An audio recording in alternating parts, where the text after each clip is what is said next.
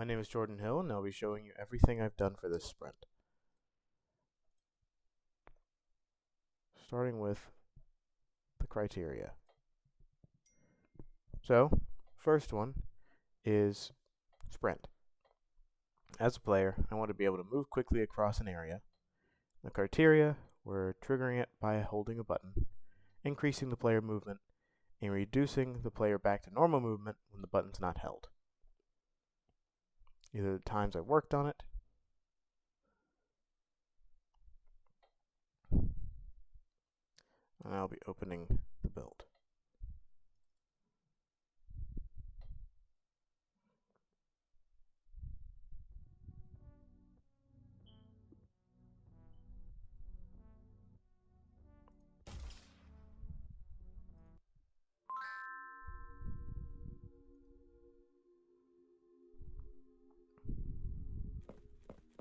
So, as you can see, normal movement.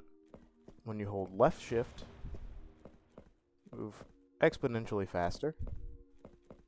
When you stop holding it, you continue to move the normal speed. You can keep going, hold it again, and then stop. Reduce you back to normal speed again. Alright, moving on to the next one.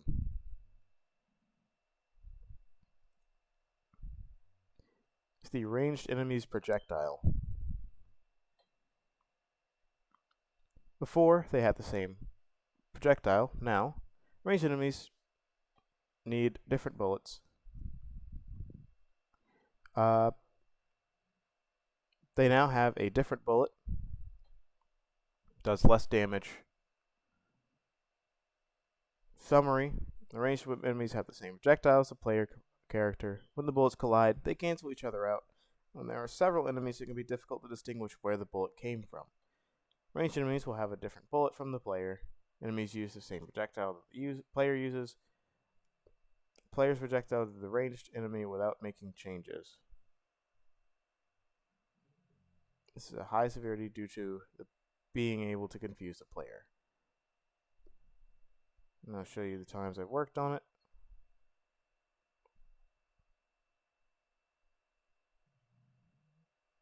Let's see, it was a few times here. And back into this level.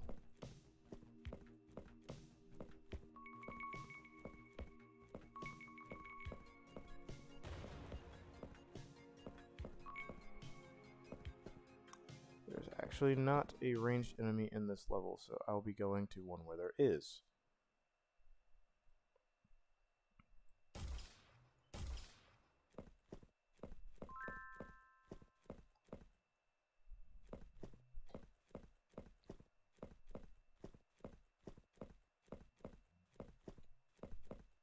So first off, as you can see, there are ranged enemies here, and they shoot now a purple bullet rather than the player's yellow bullet.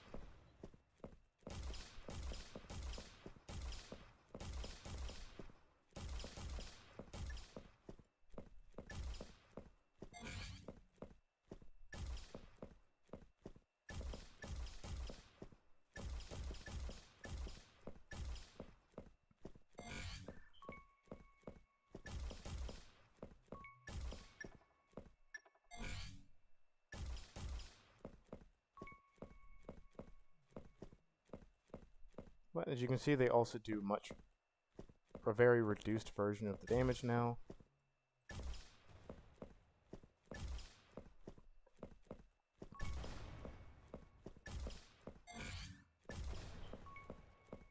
Making them much easier to deal with. The next task is the Rage Staff enhancements. As a player, I want the Rage Staff to give additional stat boost for a limited time. Completion criteria: effects last for a limited time, increase in damage, increase in character movement, and timer displayed on the HUD. I'll show you history.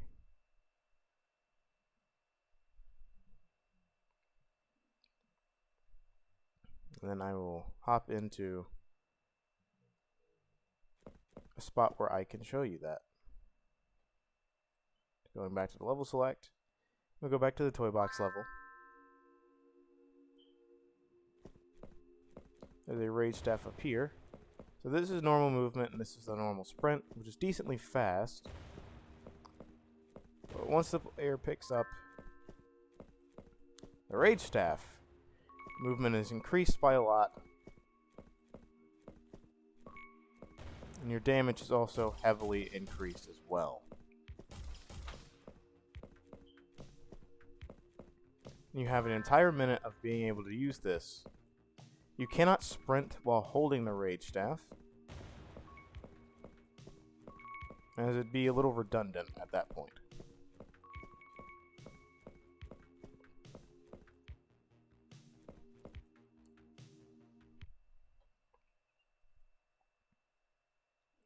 Alrighty, and that is all.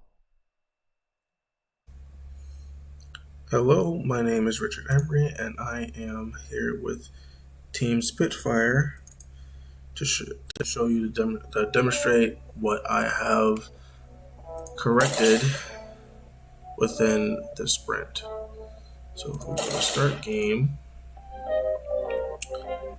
actually, first thing I should have done is show you what I'm going to show you. So the first thing I'm going to show you is this remove the starting gun.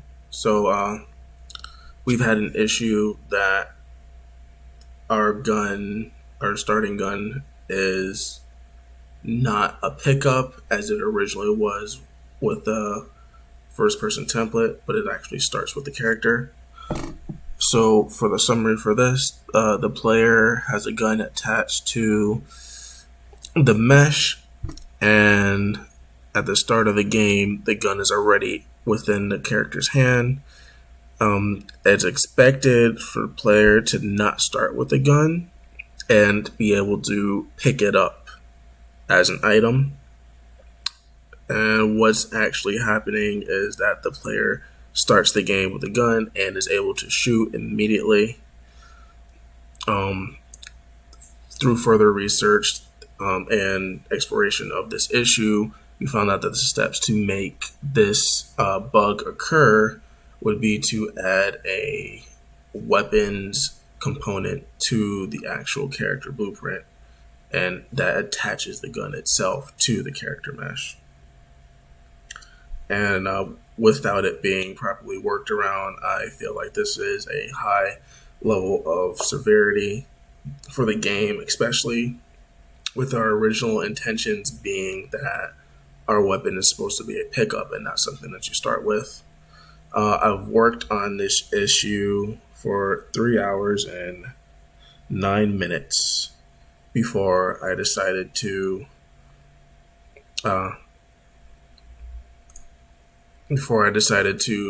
work with it and find another way for it to fit our game. So I'm going to show you what we've decided to do with that, which is, yes, we actually do start with the gun, but instead of it being a pickup, it's going to be something that we immediately start with, and you're going to have your ammo and everything immediately set. So now you see that this is another bug that I just found out. If you pick up the gun, now you shoot 2 bullets at the same time. I can actually show you a toy box level. In the toy box level, you start with the gun, you have it immediately, and it shows how much ammo you have left just from the start. The starting weapon is gone. There's nothing for you to grab, so you just immediately have your weapon to start with. So that's something that we've done, that we've worked on. The next task that I'm going to show you that I've worked on would be the empty and full ammo identifiers. So for this, has to do with the reload system. The summary of this is that the player will be notified when the clip is empty and when the clip is full. And this will allow the player to reload, or it will notify them that they cannot do anything but shoot the weapon. It's expected that each time the player tries to shoot, when the clip is empty, that a message will appear to tell them to reload. Also, when the player does have ammo within the clip, they will be prompted that you are unable to reload at this time. What is actual at this time of the issue was that there was no identifiers other than a small display message in the top left corner of the screen saying that you are unable to reload, but there was no sounds, there was nothing telling the player that the clip was empty other than the fact that you could not shoot the weapon or shoot any more bullets. And the steps to repeat this bug would be to set up a reload system but not have any messages or any kind of sounds along with it. And I felt like it was brought to my attention that this could be a medium kind of severity due to the fact that there was no audio indication. There were small visual indications that you were unable to shoot or reload, but there was no audio, and there wasn't anything immediately popping out to the player. And I spent an hour doing this. So let me show that off. So go here. So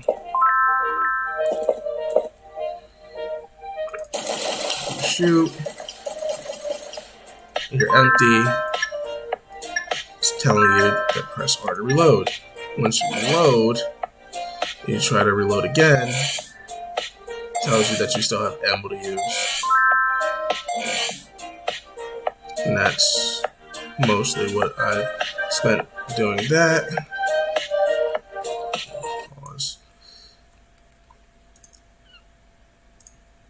The next issue I want to demonstrate would be getting rid of the disruptive visuals that we had throughout the game. So for the summary for this, notifications will appear when the player, to let the player know when something they are intending to do cannot be done. So we have made messages for health packs, ammo packs, and armor packs that the player is unable to pick up those floating items when they have the full of whatever that item is supposed to give you. So if you have full ammo, health, or armor, and you try to pick up that item, we have a message on display that says you are unable to use that, but you can't use that right now. What actually happens is that what's expected to happen is that when you go over this item, that message will display and then it will go away. What actually happens is if you happen to stand over that item more than once, then that message will continuously stay on the screen for the rest of the remainder of the playtime, and it can be a hindrance for the player. I found out that to set up this bug, or the way that this bug actually occurred, was we did not have a conditional message display that is set to perform when the player is taking a specific action. There was also a do once that we needed to incorporate into the code to make sure that the message only displays one time and not as long as the player is within that item or for the duration of the playtime. and it definitely is a high level of severity because it can disrupt the player, it can destroy the immersion of the game itself, and it just can be a large hindrance. I've spent an hour and 36 minutes on this, making sure that everything works properly. And I will show you what I mean with that. But come over here. Well, I can pick that up. There's health over here.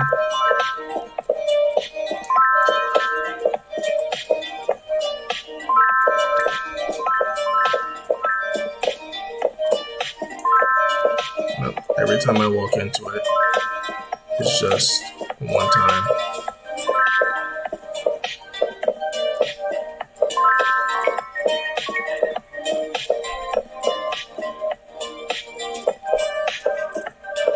Okay. The game is paused.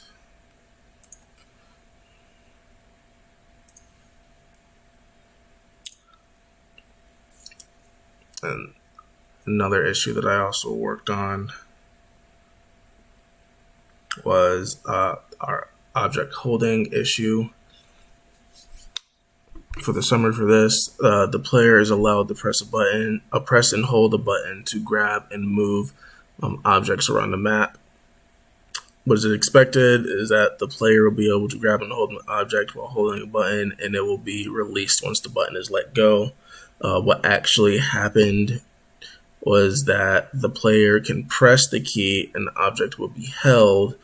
The player then has to repress that key and hold that button in order for the object to be released. So it was a press and hold, but it wasn't exactly how it should. It wasn't exactly according to when the button was pressed or released. The steps to repeat this was to create the input for the button hold to be, and to set the threshold higher than 0. Therefore, whenever the button was pressed, it had to be pressed and held for a certain threshold in order for it to actually work properly.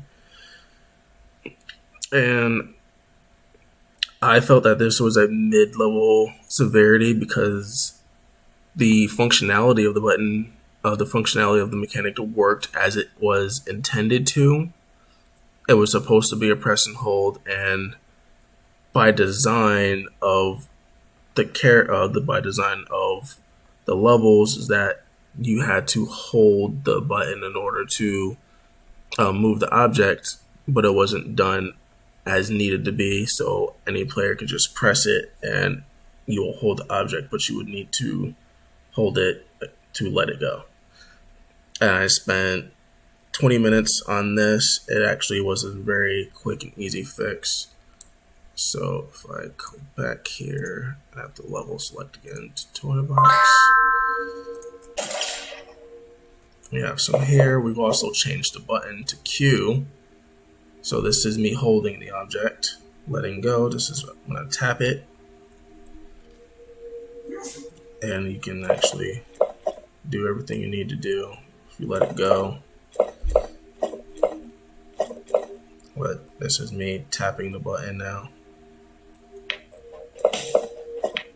and holding the button. So it works more fluidly than it did before.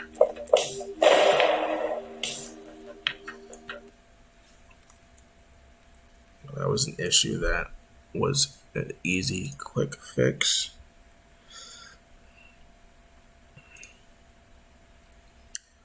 I've also worked on the weapon usage feel.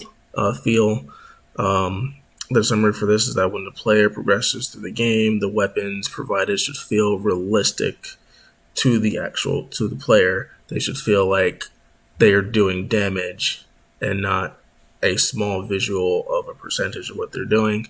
What is expected is that the damage done by the weapons will feel realistic or very close to what actually happens in real life. The actuality is that the weapons in the game do very little because they were in a test mode, and that was not adjusted in any way prior to this, and they just did not compare to how the game felt in in real life. The steps to do this was to set up a damage system and have it in test mode. Just have some small numbers display just so that you can make sure that your mechanic works and not really update it as needed, not balance anything out.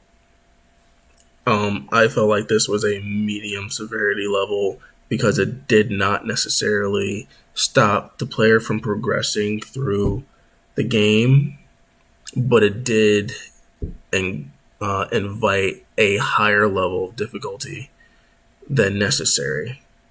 And I spent 27 minutes doing this, really just playing around with some numbers and seeing how they felt in the actual game. So here I will actually open up a door so you can see the difference. Probably open up the second one.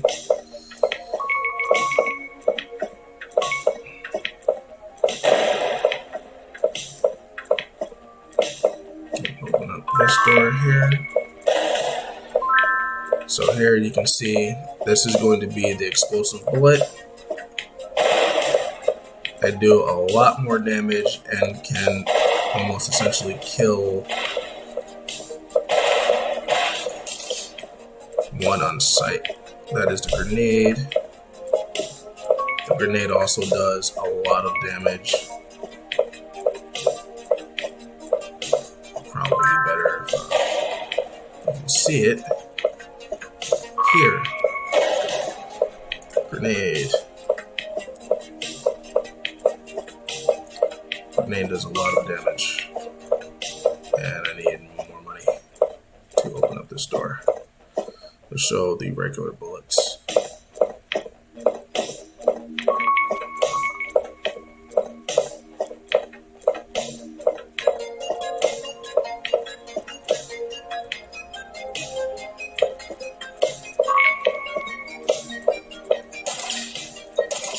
Damage is way more noticeable now.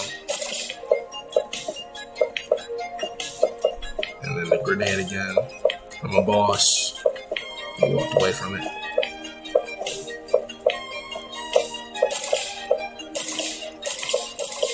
And damage is still displayed in the top left.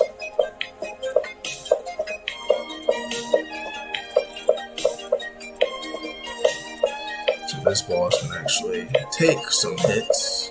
The health is very high. So he actually kind of feels like a boss when you're trying to fight him up front.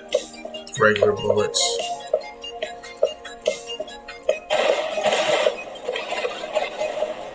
Yeah. So this boss can actually take quite a bit of damage here.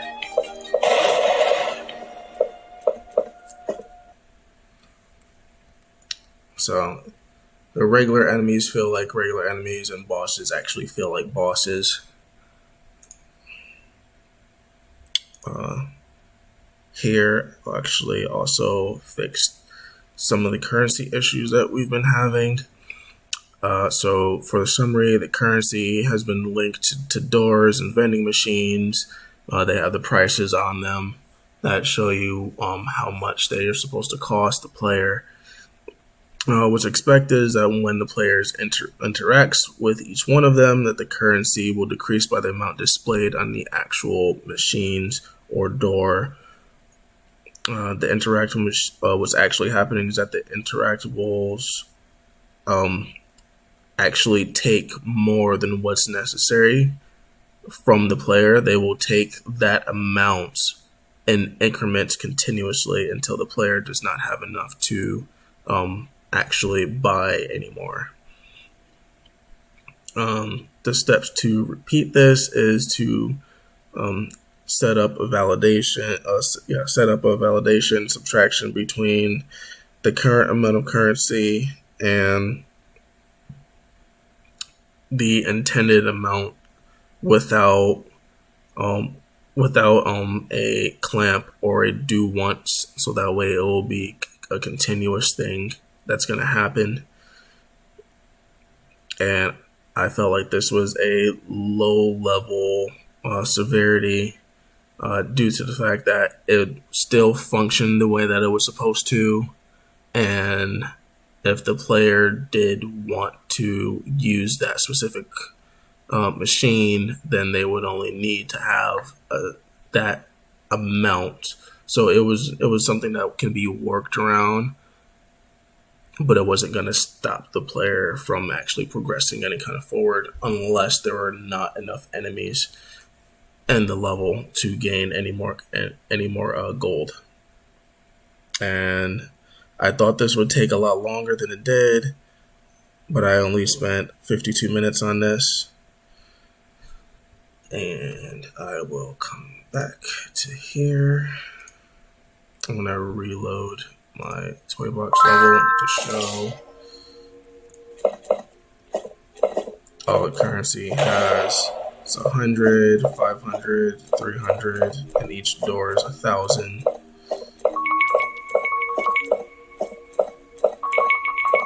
So I currently have 2,200. Door opens, I have 1,200. I can buy some armor for 500. Got 700. Waste some ammo. Buy ammo for 300.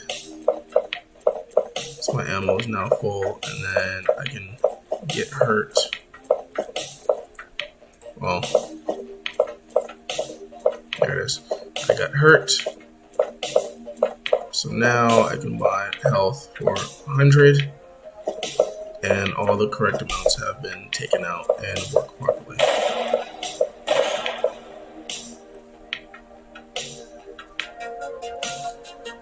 So that's that. Let me go back here.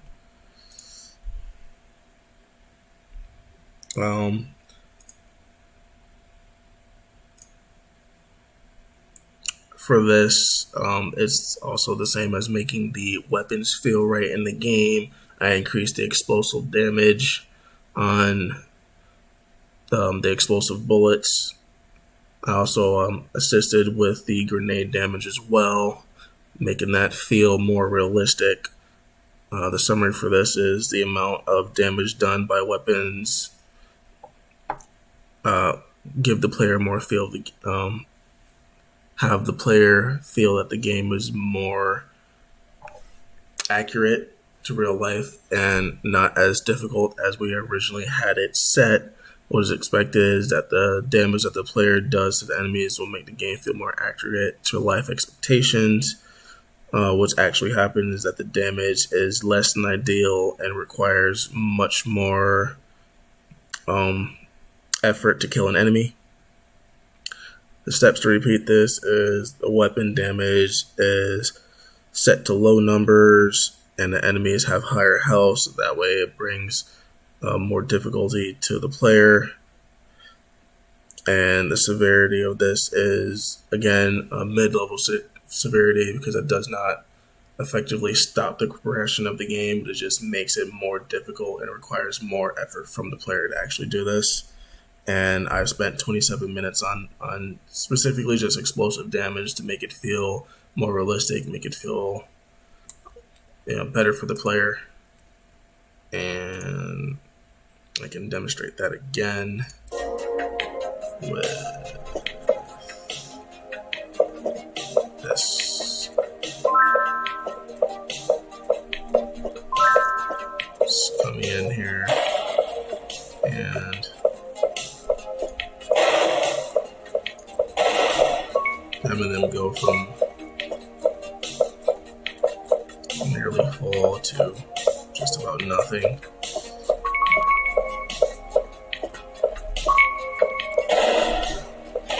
One bullet takes them out pretty much. It should be mostly one to two bullets can take them out now.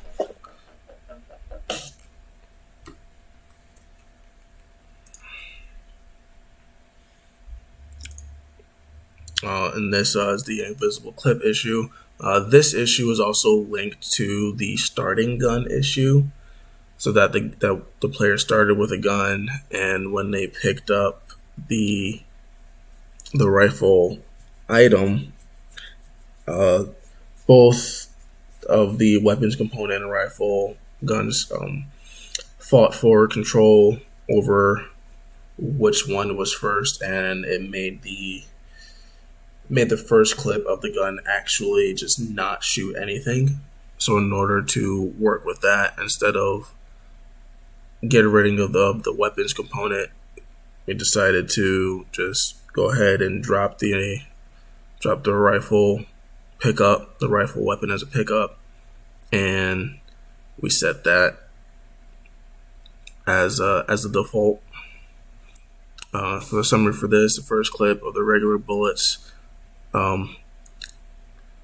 it was invisible. It started out as invisible. There was no bullets. There was no damage, and it just didn't fire anything. What was expected was that all the bullets show when the player presses to shoot. What actually happened was nearly the entire first clip of the bullet was invisible or just did not fire until about the last 2 to 3 bullets of the clip, and then you would have to reload. The steps for this is to have a weapons component in your character mesh and have a rifle pickup item, and that would start messing with the bullets themselves. The severity for this is high because it did hinder the progression of the player by not giving them an entire first clip to shoot with, and it's just not how you would want to start off a game. That would turn anyone off to a game.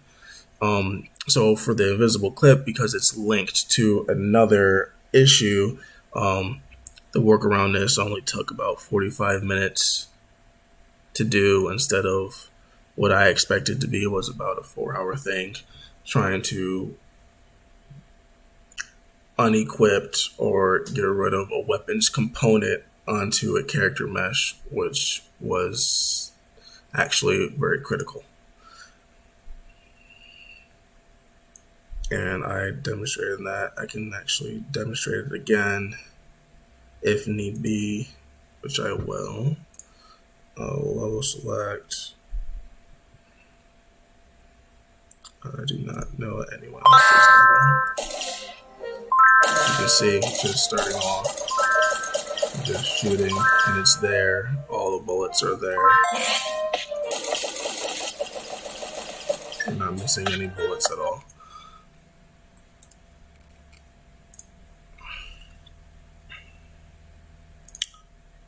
So for this one, as I've been seeing, is that the enemies still do damage each other. So this one is actually not completely done, but they do not damage the same type of enemy as much anymore. I don't believe so. So I'm gonna definitely double check that to make sure that it works properly.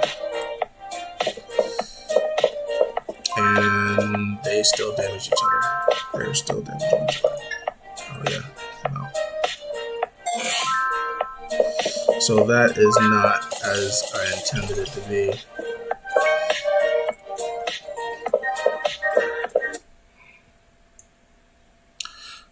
But the summary for this is that the enemies deal damage to each other when they make contact. What is expected is that the enemies will only be able to damage the player. What actually happens is that the enemies walk around and damage each other at the start of the game along with the player.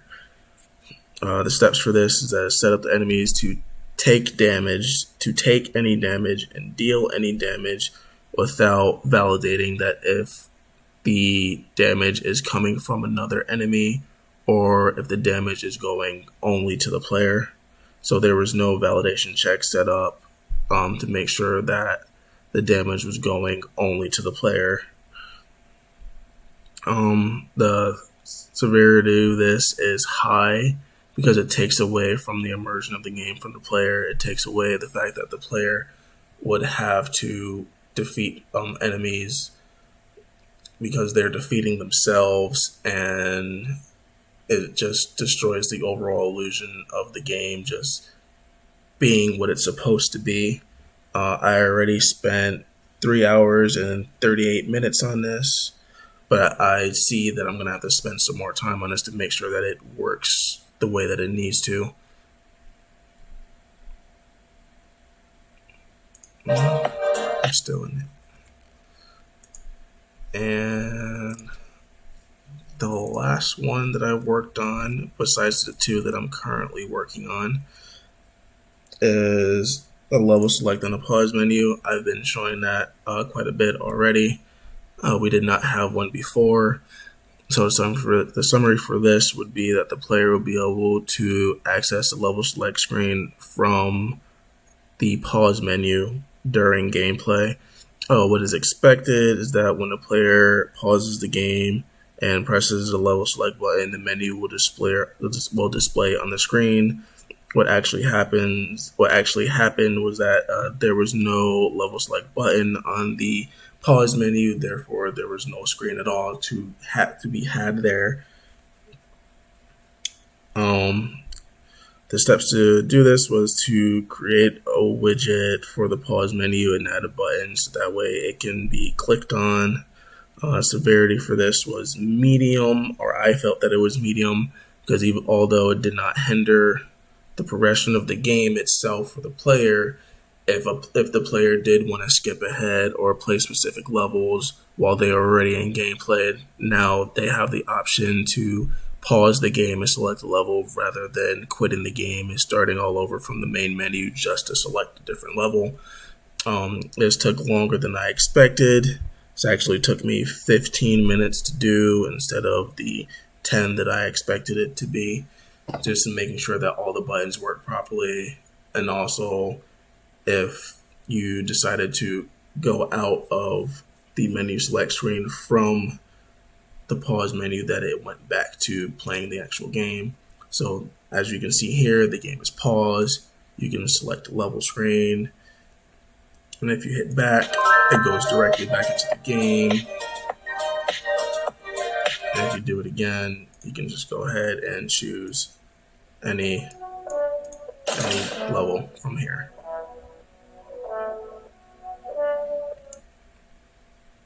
And that is everything that I've worked on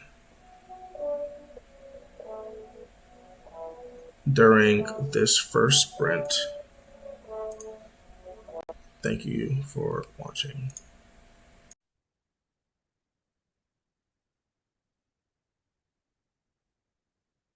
Hello, my name is Johannes Gibson, and I'm going to be going over the mechanics that I worked on and a bug that I worked on for this sprint review.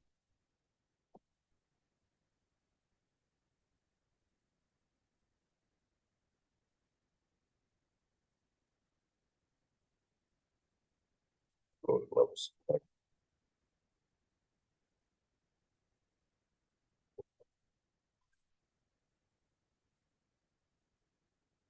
One of the mechanics that I worked on is the grenade pickup.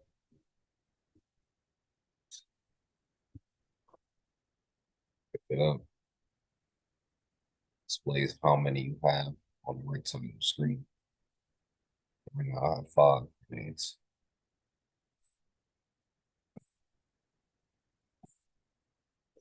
Drop. Thrown.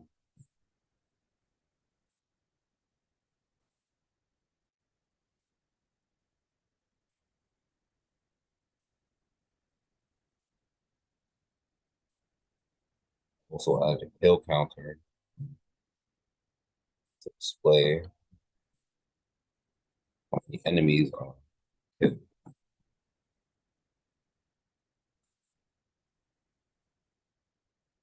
Kills 1 up to 1.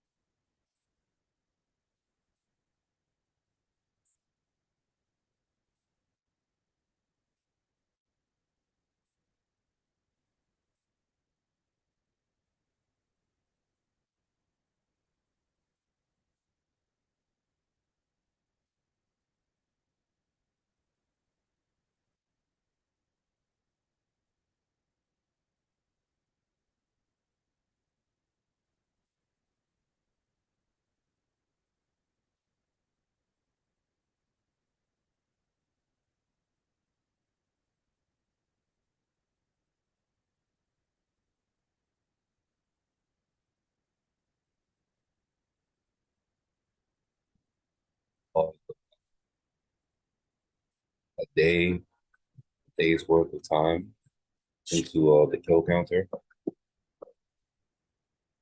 Well, I got to complete each of so 4 subtasks. And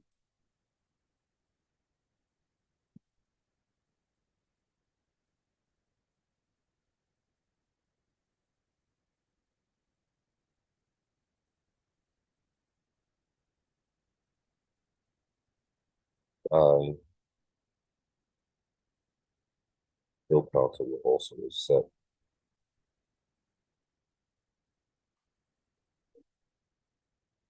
Going back to 0.